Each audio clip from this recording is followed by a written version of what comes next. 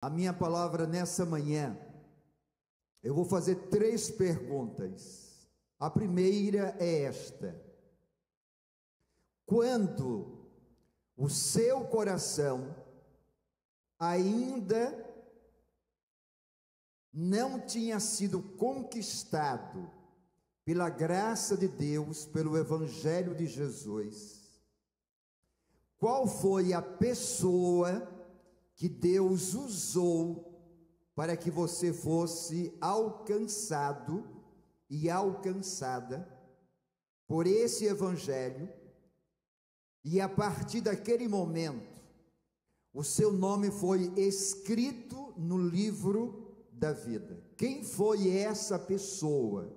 Porque um dia, o seu coração, a sua mente e a sua alma eram secos, eram desérticos, eram infelizes. Você sabe que sem Jesus, você caminhava, consciente ou não, a passos largos para o inferno. Quem Deus usou? Para que você fosse uma terra conquistada pela misericórdia e pela bondade de Deus. Se você lembra, no seu coração, agradeça a Deus, porque essa pessoa, ela não desistiu de você. Essa pessoa foi usada por Deus para que hoje você seja um adorador e uma adoradora. O texto que nós temos usado como batistas no Brasil para esse tempo está em Josué, e hoje de manhã nós vamos usar um pouco da Bíblia, e eu queria que você me acompanhasse também nesse raciocínio. Josué 13:1 começa dizendo o seguinte: era, porém, Josué já velho, entrando em dias, e disse-lhe o Senhor: já estás velho, entrando em dias, e ainda muitíssima terra ficou para ser conquistada ou para possuir.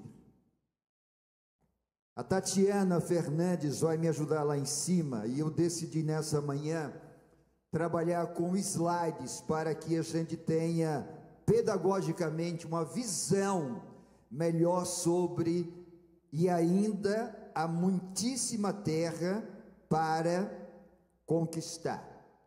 E aí eu quero começar ou continuar com 2 perguntas que têm inquietado o meu coração e o seu coração. A primeira pergunta, e eu queria que você lesse comigo essa primeira pergunta. Vamos ler juntos? Por que não entrou na terra prometida? Isso não te incomoda? Isso não te inquieta? Moisés, durante 40 anos, ele liderou, segundo os estudiosos, em média, 2 milhões de pessoas no deserto. Pessoas gratas, pessoas ingratas, pessoas com pouca idade, pessoas com muita idade. E durante 40 anos, queridos, no deserto, não tinha para eles o conforto que eu e você temos. Por que Moisés, ele não entra na terra prometida? E durante muitos anos da minha vida cristã e da minha vida pastoral, eu brigava com Deus, eu questionava Deus sobre isso. Eu disse: Deus, olhando na minha perspectiva humana, o Senhor foi tremendamente injusto com Moisés. Porque se tinha alguém que deveria entrar na terra prometida, liderando o povo, era exatamente Moisés.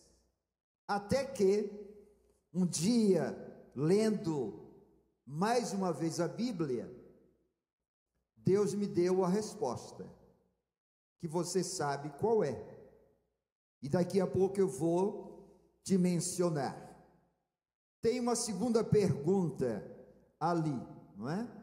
Depois de 40 anos andando pelo deserto, jamais você vai conquistar corações que estão perdidos até hoje eternamente.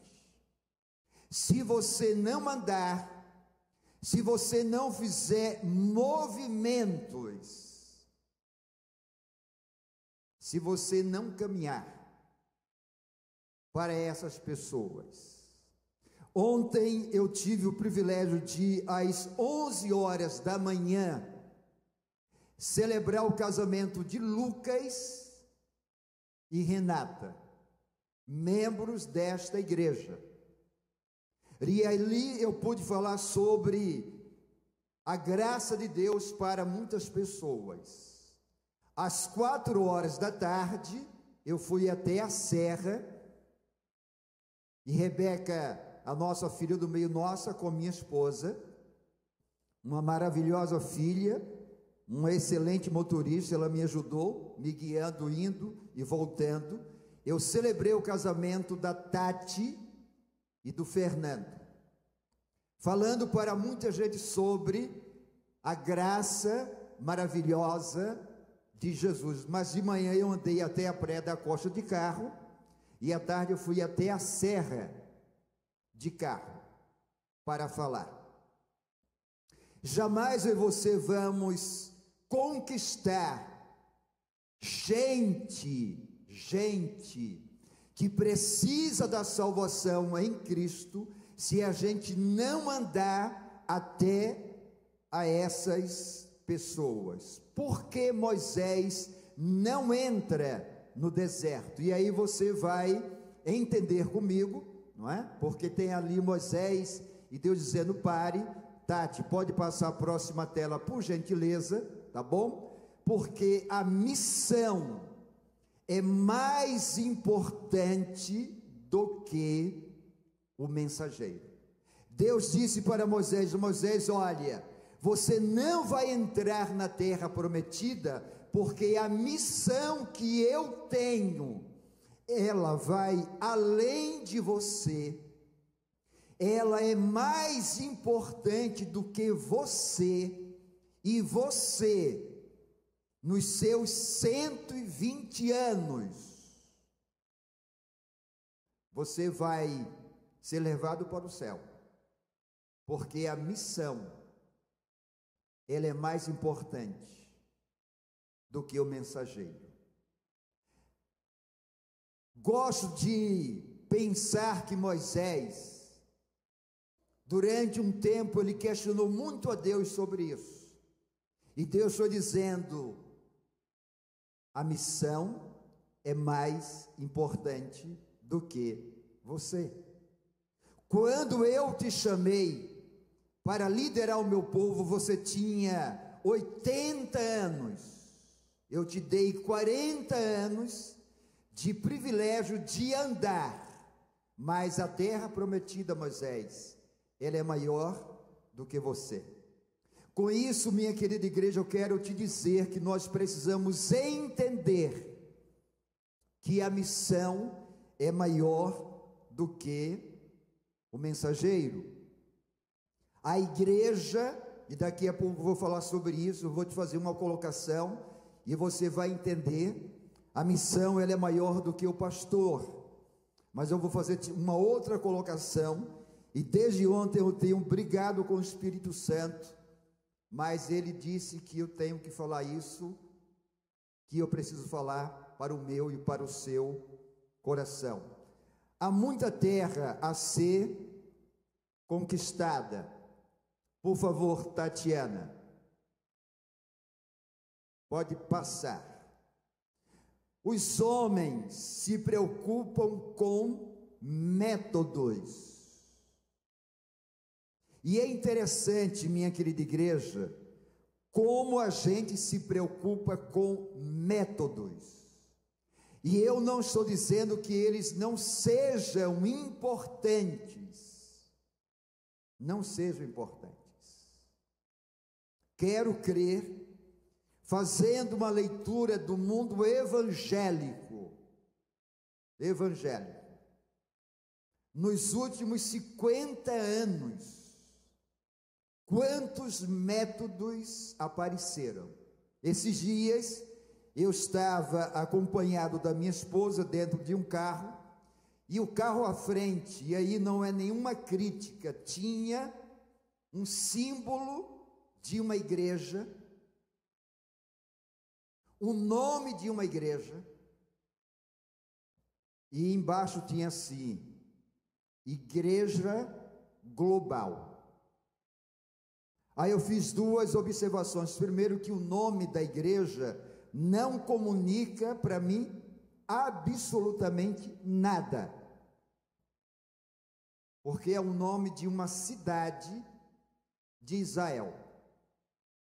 E se é o nome de uma cidade, se eu não conhecesse a cidade, não iria me comunicar nada. E depois eu disse para minha esposa, mas qual é a igreja que não é global?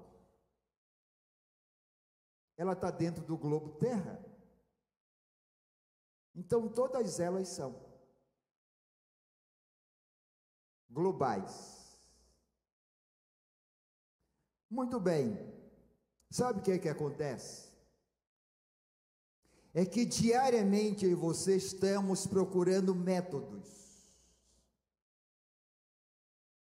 E achamos que os métodos, eles serão determinantes. Eu não estou aqui observando, eu não estou avaliando, eu não estou criticando nenhum tipo de método, porque nós temos os nossos.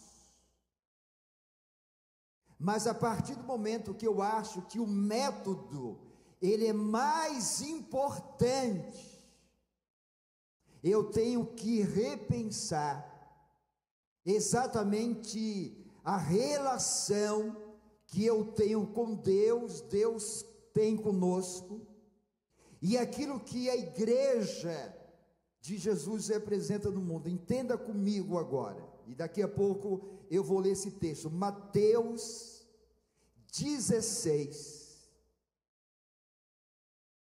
Jesus bate um papo com Simão Pedro, com os seus discípulos, e ele disse assim: sobre essa afirmativa, eu vou organizar a minha igreja. Aí eu te pergunto, qual foi a igreja que Jesus mencionou naquela ocasião? Foi a igreja batista? Foi a metodista, maranata, presbiteriana, católica, Assembleia de Deus, Deus é amor, universal? Qual foi? Ele disse: olha, eu vou fundar a minha igreja, eu não vou fundar um método de igreja, eu vou fundar a minha igreja. Então, nós homens nos preocupamos sempre com a forma, com os métodos, e quando eles não estão de acordo com as nossas percepções, com os nossos achismos, é bem interessante. Lembra do segundo casamento que eu fiz ontem? E aí o que eu vou te falar não é nenhuma novidade. O casamento estava marcado para as 16 horas. Eu tinha conversado com um casal um dia antes, dizendo: olha, lugar aberto, lugar muito lindo. Se você, noiva, atrasar, você vai perder a luz natural do dia. E ela disse: não, pastor, nós estamos nos organizando. E tem coisas, minha querida igreja, que parece que só acontecem comigo. Cheguei lá antes, que eu gosto de chegar antes. Aí quando eu cheguei, a pessoa responsável pelo som, fui lá, passei o som. E ela disse: pastor, tem um músico, e aqui não é crítica, só para você entender, tem um músico, que ele precisa às 5 horas sair, porque ele tem outro compromisso. E eu disse para ela: olha, eu sou muito tranquilo quanto a isso. 4 horas. 4h10, me disseram o seguinte: a noiva está aqui, mas tem 2 casais de testemunhas que não chegaram. E eu estou lá tranquilo. 4h20. Lembra da moça do som, que o músico ia sair às 5 e ele tinha que tocar?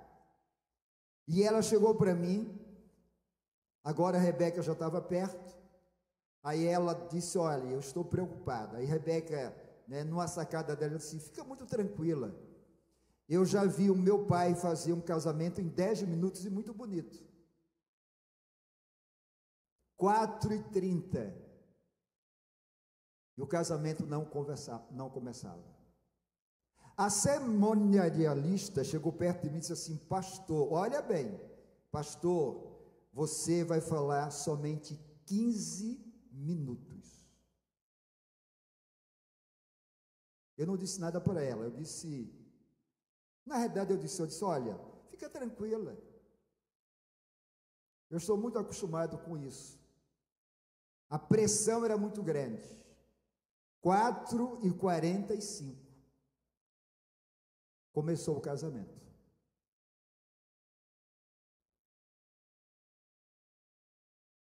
E eu fiz o casamento, preguei menos de 15 minutos.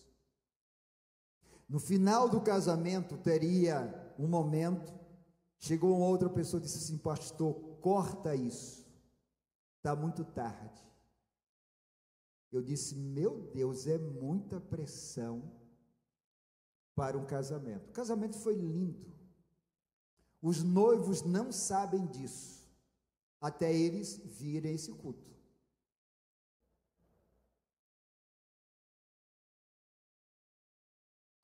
Mas percebem que era o método. Deu tudo certo. E às vezes, minha querida igreja, a gente vai colocando para Deus, ou vai impondo para Ele o método. Deus não está preocupado com métodos. Deus está preocupado em usar pessoas. Abra sua Bíblia agora em 2 textos, para que eu e você entendamos isso. Primeiro, Êxodo, capítulo 17, de 1 a 6. Queria que você abrisse a sua Bíblia aqui ou em casa, ou acessasse pelo seu celular, outro instrumento que você tenha. Êxodo 17, de 1 a 6, diz assim: depois toda a congregação dos filhos de Israel partiu do deserto de Sim pelas suas jornadas, segundo o mandamento do Senhor, e acampou-se em Refidim, e não havia ali água para o povo beber. Então contendeu o povo com Moisés e disse: dá-nos água para beber. E Moisés lhes disse: por que contendeis comigo? Porque tentais ao Senhor.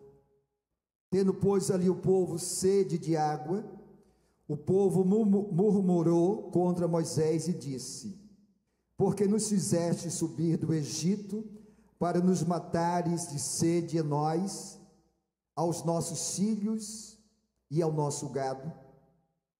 E clamou Moisés ao Senhor, dizendo: que farei a este povo? Daqui a pouco me apedrejará. Então disse o Senhor a Moisés: passa diante do povo e toma contigo alguns dos anciãos de Israel, e toma na tua mão a tua vara, com que feriste o rio, e vai. E eis que eu estarei ali adiante de ti sobre a rocha em Horebe, e tu ferirás a rocha, e dela sairão águas, e o povo beberá. E Moisés assim o fez diante dos olhos dos anciãos de Israel. Método. Qual foi o método aqui? Deus disse: Moisés, tu vais ferir a rocha. Abra a sua Bíblia em Números, capítulo 20, de 8 a 12, e aí nós vamos entender algo interessante. Diz assim: toma a mão a vara, e ajunta a congregação, tu e Arão teu irmão, e falai a rocha perante os seus olhos, e dará a sua água. Assim lhes tirarás a água da rocha, e darás a beber à congregação e aos seus animais. Então Moisés tomou a vara de diante do Senhor, como lhe tinha ordenado. E Moisés e Arão reuniram a congregação diante da rocha, e Moisés disse-lhes: ouvi agora, rebeldes, porventura tiraremos água desta rocha para vós? Então Moisés levantou a sua vara e feriu a rocha 2 vezes com a sua vara, e saiu muita água, e bebeu a congregação e os seus animais. E o Senhor disse a Moisés e Arão: porquanto não crestes em mim, para me santificardes diante dos filhos de Israel, por isso não introduzireis esta congregação na terra que lhes tenho dado. Qual foi o erro de Moisés? Ele pegou o mesmo método e usou 2 vezes. Na primeira vez Deus disse o seguinte: fere a rocha. Na segunda vez Deus disse: fala a rocha. Se eu e você não entendermos que Deus não está preocupado com métodos, mas com pessoas, nós seremos cristãos repetitivos nos métodos, e Deus não vai agir. Muito bem. Pode continuar, Tati, por favor. Me coloca a próxima tela nessa ocasião. Veja bem. Você pode ler comigo esse primeiro momento? O reino é mais importante do que os servos. Jesus diz em Marcos 1,15: é chegado a vós o reino dos céus. Logo, o reino é mais importante do que os servos. Leia, por gentileza, o segundo momento.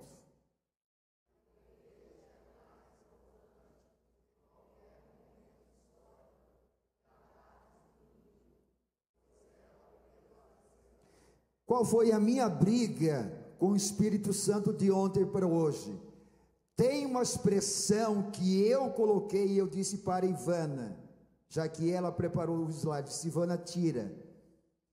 Mas hoje de manhã, Deus disse: fala. A igreja, isso aí é um aviso, não está na mensagem, gente, isso é aviso de algum carro que precisa ser, não é? Olhado lá, não tem problema nenhum. É do pastor Tiago, acontece, pastor, fica tranquilo. Tá bom? Veja bem, a igreja é mais importante do que qualquer momento histórico, ele é mais importante do que qualquer ataque do inimigo, porque ela vai prevalecer. Mas o que eu quero te dizer, que a igreja, ela é mais importante do que a sua membresia.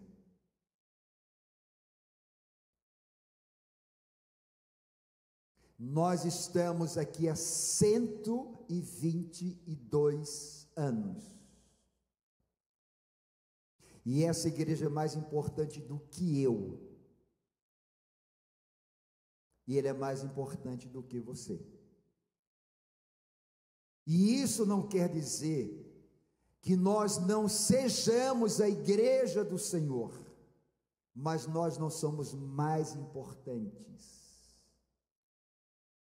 do que a igreja do Senhor.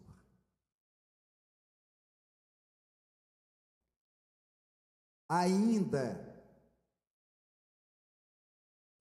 há muitíssima terra a ser conquistada. Eu estou caminhando para o final da minha palavra com você nesta manhã. Por favor, Tatiana. Moisés não faria tudo que Deus planejou. Josué também faria parte da conquista da terra prometida. Moisés achava que faria tudo. Deus disse: não, Moisés, vai ter um momento que eu vou parar você, eu vou te levar para o céu. E Josué, ele também vai participar. Isso está de acordo quando Paulo disse à igreja de Corinto, capítulo 3, ele disse o seguinte: um planta, o outro rega, mas Deus dá o crescimento, porque nós somos cooperadores de Deus, na obra de Deus, na missão de Deus, na igreja de Deus, na evangelização do mundo. Muito bem, a obediência é mais importante para Deus do que formas. A essência sempre vai prevalecer. Já leram um livro intitulado Irmãos, Nós Não Somos Profissionais?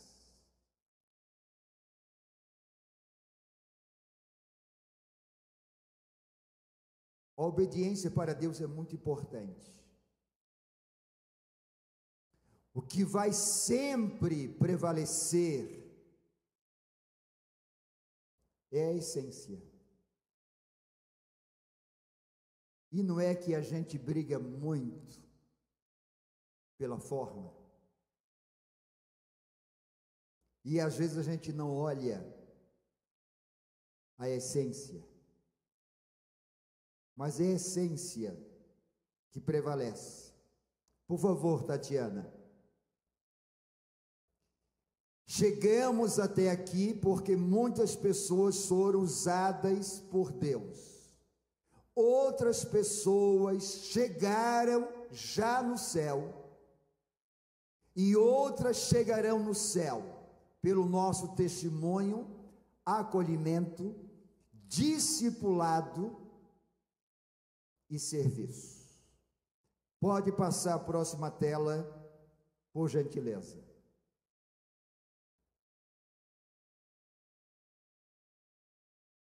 Terras que precisam ser conquistadas. Então eu tenho uma tela aqui que vai me ajudar. Primeira terra que precisa ser conquistada é o mundo.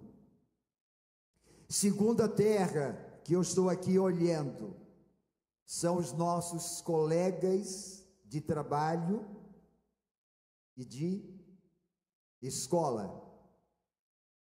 Terceira terra são os nossos vizinhos. Quarta terra é o nosso país. Quinta terra são os nossos amigos. Leia para mim a última terra. Eu não ouvi a sua voz. Eu não ouvi a sua voz.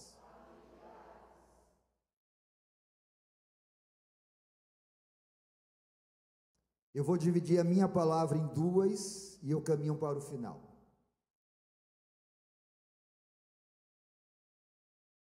Quanta dor no seu coração, pai e avô. Pelos filhos e netos que um dia adoraram o Senhor Jesus Cristo. E eu choro com você.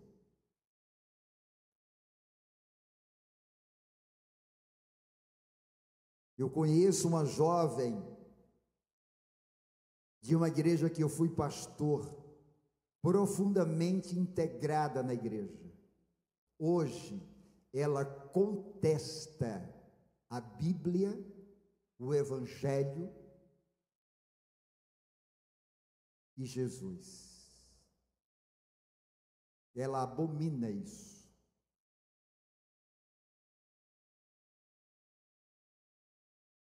Eu choro com vocês.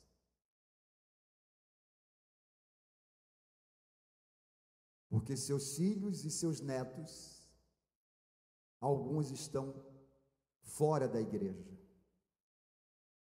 mas que são terras que precisam ser conquistadas. E outros que ainda não entregaram as suas vidas a Jesus. E aí eu te levo para a última tela e quero ler com você o seguinte: e ainda há muitíssima terra para conquistar, e isso significa sermos usados por Deus para alterar a eternidade das pessoas. Para mim, se eu pudesse, não digo resumir a vida cristã, mas dar um sentido à vida cristã, eu usaria essa expressão: a vida cristã. Ela é um instrumento de Deus para alterar a eternidade das pessoas. Minha igreja, no nome de Jesus. Quem não for para o céu vai para o inferno. E eu e você não podemos continuar olhando para as pessoas sem o olhar de compaixão de Jesus. Eu e você não podemos continuar olhando para as pessoas sem entender que elas são terras que precisam ser conquistadas.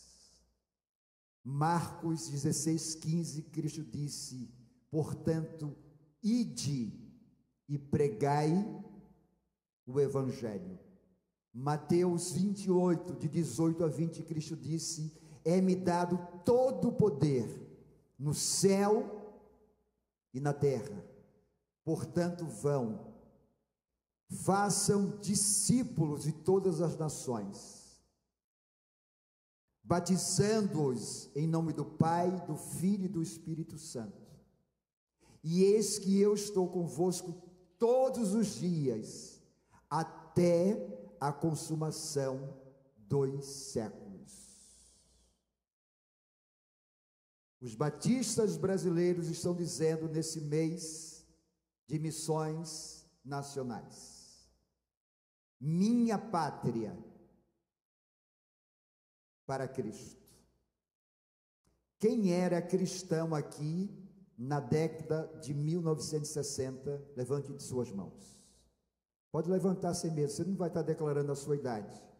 Eu nasci em 60, porque Esta campanha Minha Pátria para Cristo, ela não só marcou aquela década, mas é o lema mais conhecido até hoje. Eu louvo a Deus porque a Junta de Missões Nacionais traz de volta isso, porque no Brasil nós somos 215 milhões de pessoas.